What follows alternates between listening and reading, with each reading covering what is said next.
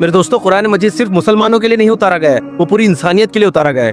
آج افسوس کی بات ہے کہ اسلام کے بارے میں لوگوں کو اتنا غلط نظریہ ہے۔ اس کی وجہ یہ ہے کہ بہت سے مسلمان خود اسلام کو نہیں جانتے، اپنی اولاد کو حافظ بنا دیں گے، قاری بنا دیں گے، عالم تک بنا دیں گے، لیکن ماں باپ کو اس بات کی فکر نہیں ہے کہ ہمارا بچہ کسی طرح سے متقی بن جائے اور اللہ سے ڈرنے والا بن جائے۔ اور یہی وجہ ہے کہ آج مدرسوں میں بہت سے ریپ کے قصے سننے مل رہے ہیں، اور مسلمان ہونے کے باوجود اندھا دھند لوگ سودی کاروبار کر رہے ہیں۔ حافظ ہونے کے باوجود لوگ گھروں میں اپنی عورتوں کو مارتے ہیں، پیٹتے ہیں۔ اللہ تعالیٰ نے اتنی بڑی کتاب قرآن مجید صرف یاد کرنے کے لیے اور حفظ کرنے کے لیے تھوڑی اتاری ہے۔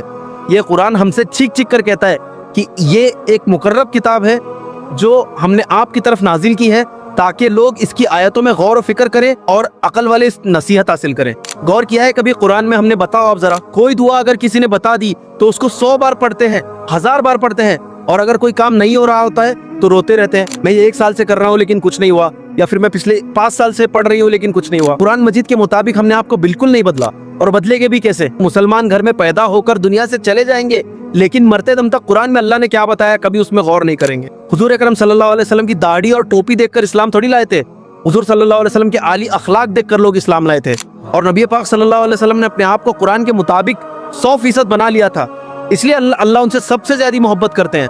اور ہمارے نبی پاک صلی اللہ علیہ وسلم زمین پر سب سے زیادہ اللہ سے ڈرنے والے تھے۔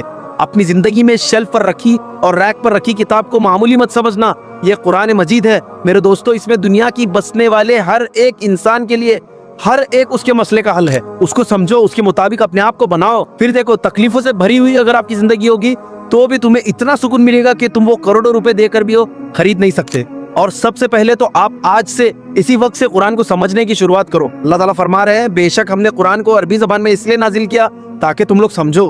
یہ عرب کے لوگوں کے لیے اتاری ہے آیت اللہ نے، کیونکہ وہ عربی جانتے تھے۔ ہم کو یہ آیت یہ بتا رہی ہے کہ قرآن کو اسی لیے اتارا گیا ہے تاکہ ہم اس کو اچھی طرح سے سمجھے اور اس کی آیتوں میں غور کر کے پھر اپنی زندگی میں اس کے مطابق فیصلے کریں اور قرآن مجید کے مطابق اپنی زندگی میں بدلاؤ لائیں۔ اللہ تعالیٰ ہم سب کو قرآن مجید کی اہمیت کو سمجھنے کی توفیق عطا فرمائے۔ یہ بات سارے دوسروں تک پہنچا دو تاکہ اسلام مذہب کیا ہے یہ لوگوں تک پہنچے اور اس آپ کو مل جائے۔ السلام علیکم۔